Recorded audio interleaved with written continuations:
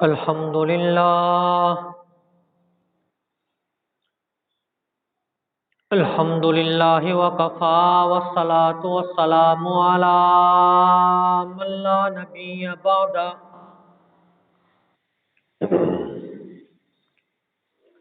أرسله بالحق بشيرا ونذيرا وداعيا إلى الله بإذنه وسراجا منيرا.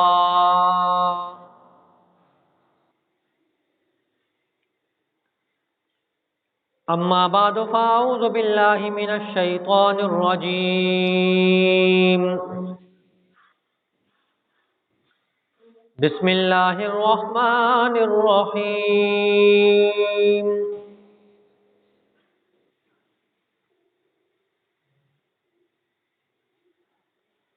محمد رسول الله والذين معه أشداء على الكفار رحماء بينهم تراهم ركعا سجدا يبتغون فضلا من الله ورضوانا.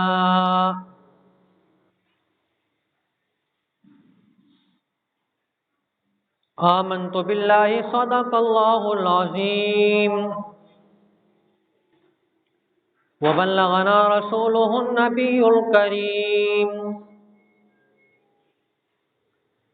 ونحن على ذلك لمن الشاهدين والشاكرين والحمد لله رب العالمين.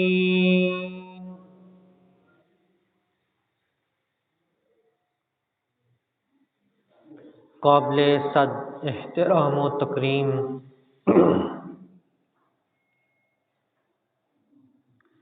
میرے واجب الاحترام دوستوں، بزرگوں، عزیز نوجوان ساتھیوں،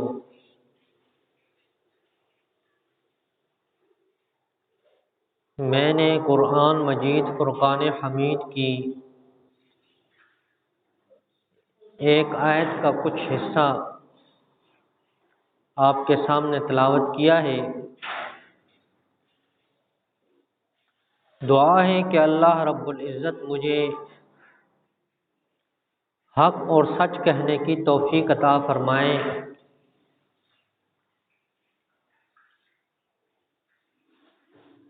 سننے اور سنانے کے بعد مجھے بھی اور آپ بزرگوں کو عمل کرنے کی توفیق عطا فرمائے.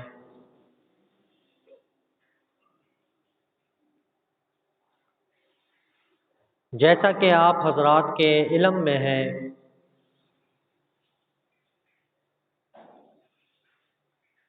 کہ جمعے کے اس مختصر وقت میں سیر صحابہ کا سلسلہ ہم نے شروع کیا تھا، جس کی ابتدا سیدنا ابو بکر صدیق رضی اللہ تعالیٰ عنہ کے حالات زندگی سے کی تھی. بیچ میں رجب کا مہینہ آیا جس میں 22 رجب کو سیدنا امیر معاویہ رضی اللہ تعالیٰ عنہ کی وفات ہوئی. سیدنا امیر معاویہ رضی اللہ تعالیٰ عنہ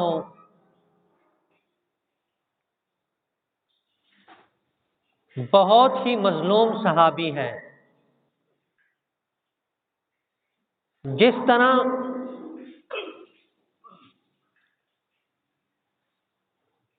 تمام کتابوں میں مظلوم ترین کتاب قرآن مجید ہے،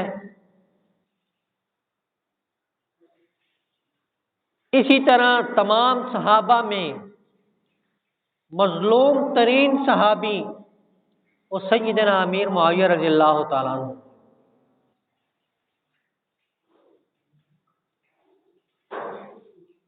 قرآن شریف مظلوم کیسے ہے؟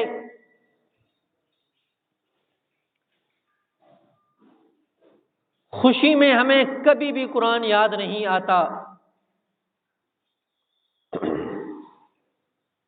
شادی بیاہ میں ہمیں قرآن کبھی نہیں یاد آتا، نبی کا سنت طریقہ ہمیں کبھی بھی نہیں یاد آتا، لیکن جب انسان پہ کوئی مصیبت آتی ہے، بیمار ہوتا ہے، تو اسے قرآن یاد آ جاتا ہے کہ جی قرآن شریف کا ختم کرائیں جی گھر میں، بیماری ٹھیک ہو جائے گی۔ کسی کا کوئی مسئلہ اٹکا ہوا ہے عدالت میں، قرآن مجید کا ختم کراؤ جی۔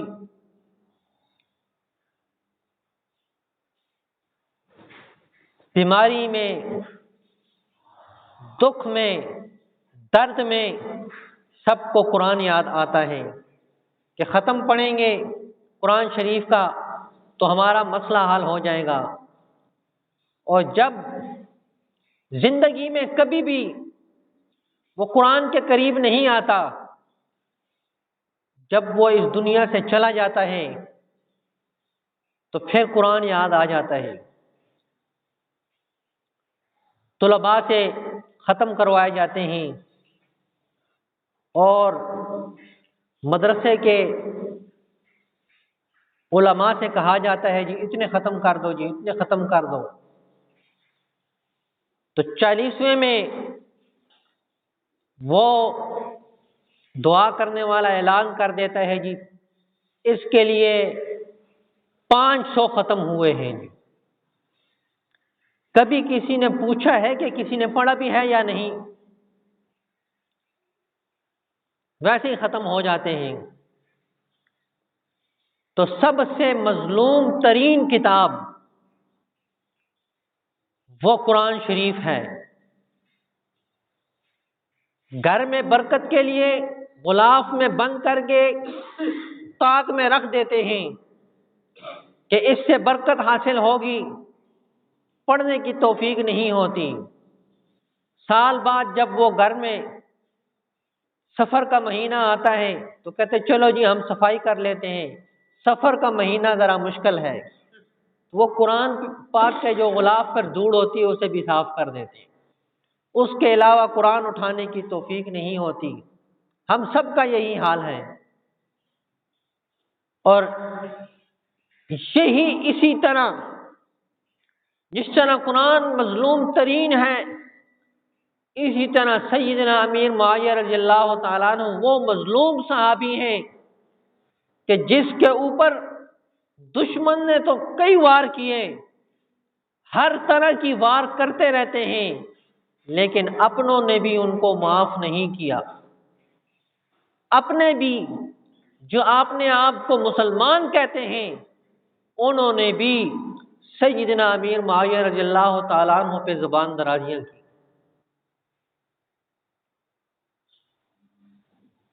اور سیدنا امیر معاویہ رضی اللہ تعالیٰ عنہ وہ صحابی ہیں جن کے بارے میں آپ صلی اللہ علیہ وسلم نے اپنی زبان اطہر سے کہا ہے کہ اس سے اللہ بھی راضی ہے اور اللہ کا رسول بھی راضی ہے۔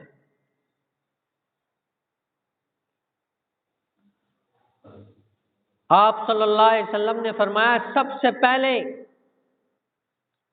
جو شخص بیڑا بنائے گا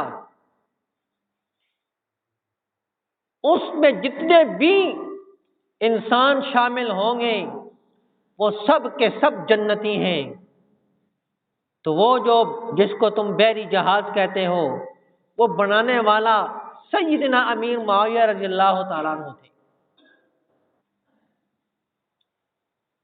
اور سب سے پہلا لشکر جو سمندر میں آیا تھا، اس وقت جو سپاہ سالار تھے وہ سیدنا امیر معاویہ رضی اللہ تعالیٰ عنہ تھے۔ دونوں کے لیے جنت کی بشارتیں اللہ کے نبی نے ارشاد فرمائی ہیں۔ اللہ کے نبی کی بات پکی اور سچی ہے، اور اس کے اوپر صرف مسلمان نہیں بلکہ کافر جو کلمہ نہیں پڑھتے، نماز نہیں پڑھتے، روزے نہیں رکھتے، بلکہ اسلام کے کسی بھی طرح کی ان کے دل میں نرمی نہیں، لیکن آپ صلی اللہ علیہ وسلم کی زبان سے جو بات نکلتی ہے اس کی صداقت وہ بھی دیتے ہیں کہ جو کچھ اس زبان سے نکل گیا یہ بات ہو کر رہنی ہے۔ امیہ بن خلف آپ سنتے رہتے ہیں کہ اسلام کا عظیم ترین دشمن تھا، اس کے بس میں ہوتا تو وہ مسلمانوں کو کچا کھا جاتا، اتنا سخت ترین دشمن تھا۔ وہ رسول اللہ صلی اللہ علیہ وسلم کے سامنے سے گزرتا، یا رسول اللہ صلی اللہ علیہ وسلم ادھر سے گزرتے تو وہ تانے کے طور پہ کہتا کہ محمد میں نے گھوڑا پالا ہے، بہت کچھ کھلاتا ہوں اس کو، اس گھوڑے کے اوپر بیٹھ کے تجھے قتل کروں گا۔ کتنی بڑی بات تھی کہ جس کے لیے کائنات بنائی گئی ہے، جو آخری نبی ہے، وہ کہہ رہا ہے میں اس گھوڑی پہ بیٹھ کر تجھے قتل کروں گا۔ ایک دن رسول اللہ صلی اللہ علیہ وسلم نے جاتے جاتے فرمایا کہ انشاءاللہ میں ہی تجھے قتل کروں گا۔ اب اسے لالے پڑ گئے، مسلمان نہیں تھا، اس نے کہا یہ تو ہونا ہے۔ اب جب جنگ کا وقت آیا تو سارے کفار تلوار اٹھا کے نکل رہے ہیں جذبے کے ساتھ، یہ چھپ رہا ہے۔ تو اس کو تانا دیا تو سردار ہو کے چھپ رہا ہے۔ اس وجہ سے تو اسلام کو تقویت ملے گی، مسلمانوں کو تقویت ملے گی۔ ڈرتے ڈرتے وہ لشکر کے ساتھ روانہ ہوا، لیکن ایک ضد اور عناد تمام کفار میں مشترک ہے۔ جب وہ میدان میں آیا تو اسی طرح اس نے واویلا شروع کر دیا، کہاں ہے محمد، آج بچ کے نہیں جا سکتے۔ صحابہ نے دیکھا تو ان کا ارادہ تھا کہ دور سے ہی اس کو نمٹا دیں۔ آپ صلی اللہ علیہ وسلم نے فرمایا اس کو آنے دو، آنے دو اس کو۔ جب قریب پہنچا تو آپ صلی اللہ علیہ وسلم نے ایک صحابی سے برچا لیا اور اس کو مارا، اس کی گردن پہ لگا اور معمولی سا خراش آیا، وہ گھوڑے سے 9 مرتبہ گرا، ایک مرتبہ گرا پھر بیٹھا پھر گرا، خوف کی وجہ سے، اور بھاگ گیا، اور درد اور کراہنے کی وجہ سے اس کی آواز بیل کی طرح ہو گئی۔ ابو سفیان رضی اللہ تعالیٰ عنہ جو سیدنا امیر معاویہ رضی اللہ تعالیٰ عنہ کے والد تھے، وہ کفار کی طرف سے جنگ میں شریک تھے۔ تو انہوں نے کہا امیہ یہ معمولی سی خراش ہے اور تو اتنا چلا رہا ہے، کیا کر رہا ہے؟ تو امیہ بن خلف نے جواب میں کہا کہ تجھے پتا ہے یہ کس نے مارا ہے؟ یہ محمد نے مارا ہے۔ مکہ میں اس نے مجھے کہا تھا کہ میں تجھے قتل کروں گا، اور اگر ان الفاظ کے بعد وہ مجھ پہ تھوک بھی دیتا تو میں مر جاتا۔ اب وہ کافر ہے، کلمہ اس نے نہیں پڑھا ہے، لیکن رسول اللہ صلی اللہ علیہ وسلم کی زبان پہ کتنا اس کو یقین ہے کہ آپ نے کہہ دیا ہے میں تجھے قتل کروں گا، ان کے ہاتھوں سے میں قتل ہوں گا۔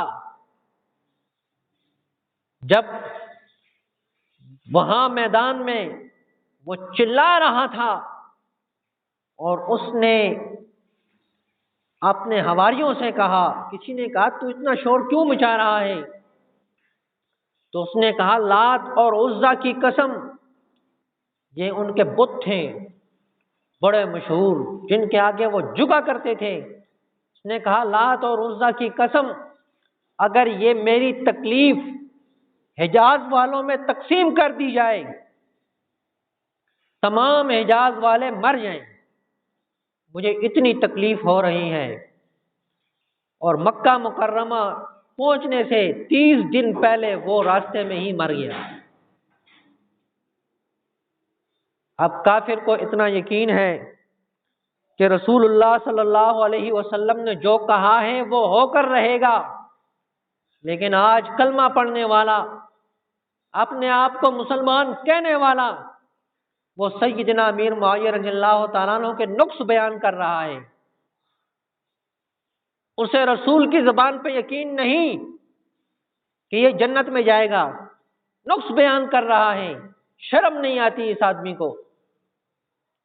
صحابہ اکرام رضوان اللہ علیہم اجمعین کے بارے میں قرآن پاک نے 4 باتیں کہی ہیں کہ صحابہ اکرام کو آپ 4 حالتوں میں دیکھیں گے۔ ایک تو یہ رسول اللہ صلی اللہ علیہ وسلم کے ساتھ جہاد میں ہوں گے،